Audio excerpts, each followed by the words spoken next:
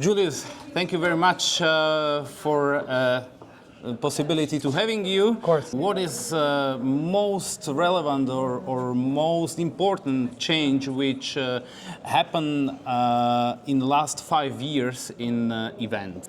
The biggest change, by all means, has been the switch from content to connection. This has been probably the most impactful one. The fact that we don't attend events anymore to just listen to someone saying things or just to learn. I mean, we still do, it's still big, but the number one driver is to connect with each other, connect with the other attendees and members of any event, and to have that type of human-to-human connection that we miss living our lives online for the most time, and events are primarily positioned to deliver that connection element.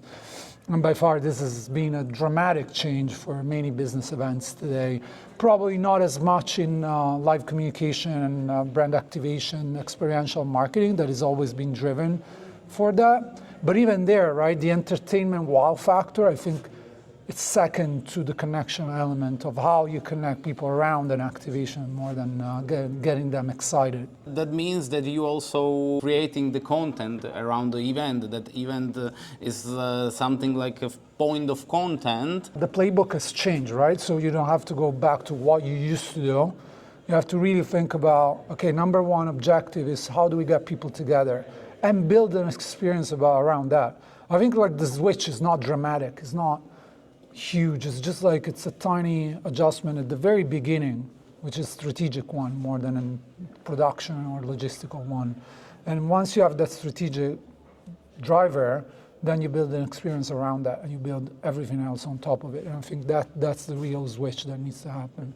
Okay, by your point of view, what is the AI for world of events? Is it good news or bad news? I think it's great because it's coming in a moment where we do desperately need efficiencies and ways to be more effective at what we do, and creating more of operational efficiencies at scale. I think that's going to be very important, and how you define kind of what comes next, and how you do way more with way less. It's just, this is the problem, right?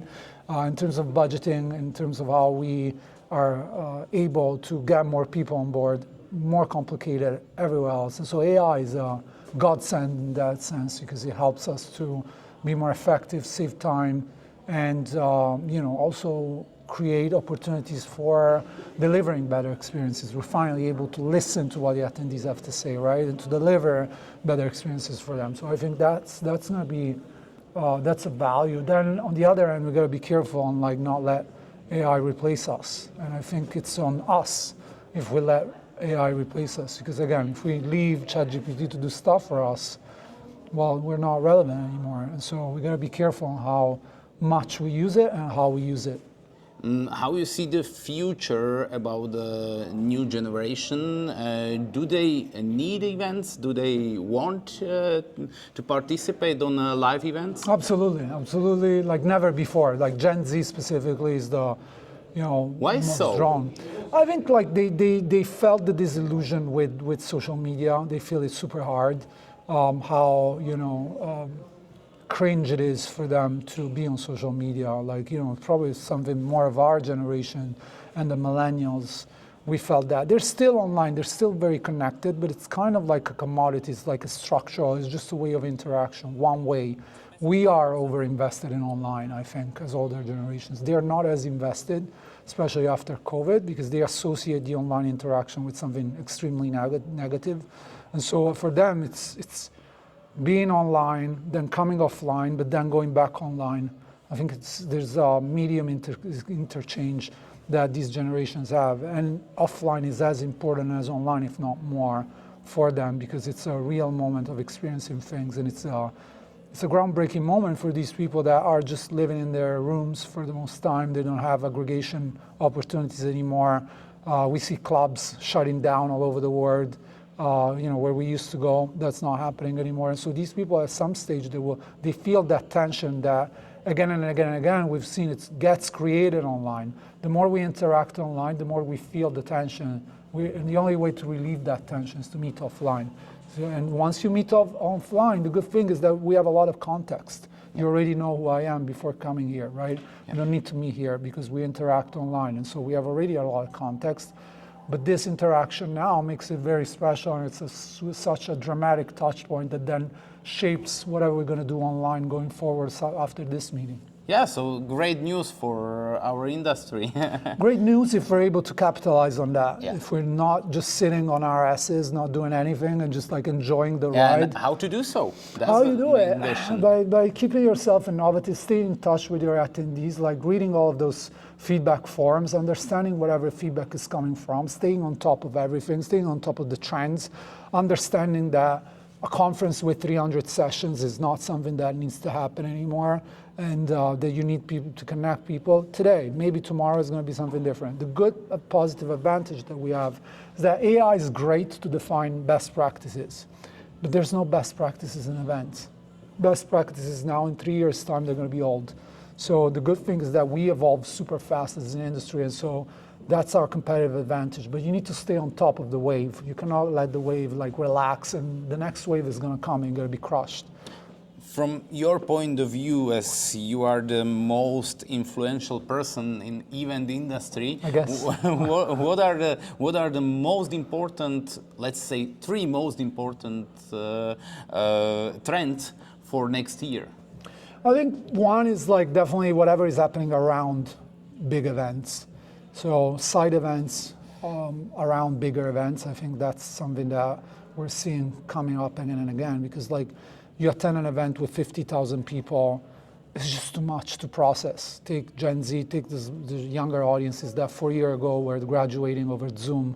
Now they're thrown into an arena with 40,000 people. It's too much to process for everybody, even for the people that have been going back again for like 10 years. And so I feel like, you know, the ability to have these smaller identity-driven or like interest-driven meetups, you know, dinners, whatever they are, side events in general, for brands and for organic opportunities, I think that's groundbreaking, what is always gonna define everything else. Then I think the next one obviously is gonna be the race to AI, agentic AI, and what the impact of that could be next year, meaning having real employees, AI-driven, that do things for us.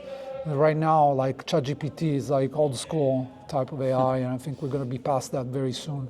I think like whatever agentic AI is going to bring to the industry is going to be interesting. Applications of that are going to speed up operations. They are going to make a lot of things much faster and much more effective.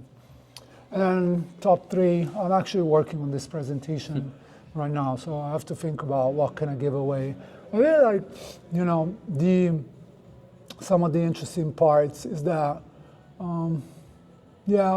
there's going to be probably a lot of more impact on how brands are showing up at events. I think, you know, showing up at the right events is going to be more important than showing up everywhere.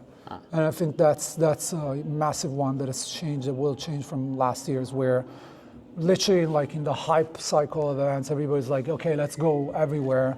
And like, let's be there because it's important and it matters. Now it's more about, okay, let's pick and choose where we show up with, and let's make sure that we optimize that presence to the fullest. It's really very interesting. Thank you very much thank for that. you.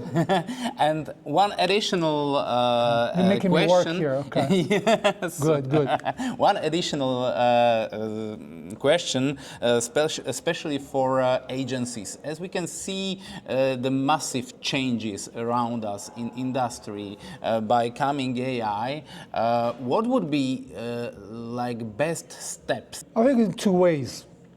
Either you're extremely strategic and you provide extremely strategic advice and you're at the top, which is what I do with consulting usually. I'm at very top, beginning of, you know, influencing whatever comes after that. Or you're providing actual on-field support and you're building stuff, you're creating stuff that needs humans to be happening, right? That cannot be replaced like by the online. Everything in the middle, it won't exist anymore, I feel.